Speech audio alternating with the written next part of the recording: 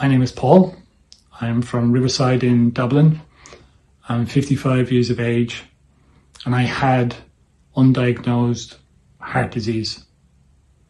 I'm no stranger to sport. I've completed the Ring of Kerry a couple of times. I've done the Dubliner Marathon last year and completed about 20 marathons over the last 8 years. I consider myself to be reasonably fit, reasonably healthy. However, on the 4th of May, I suffered a major heart attack in the very first kilometre of the Prague Marathon.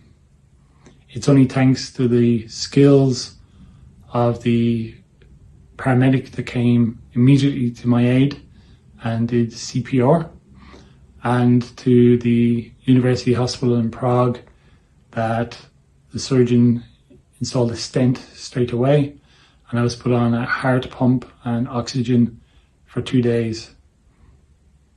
I owe a huge debt of gratitude to the staff of this hospital and to Katerina, the paramedic that identified I was having a heart attack and immediately started CPR.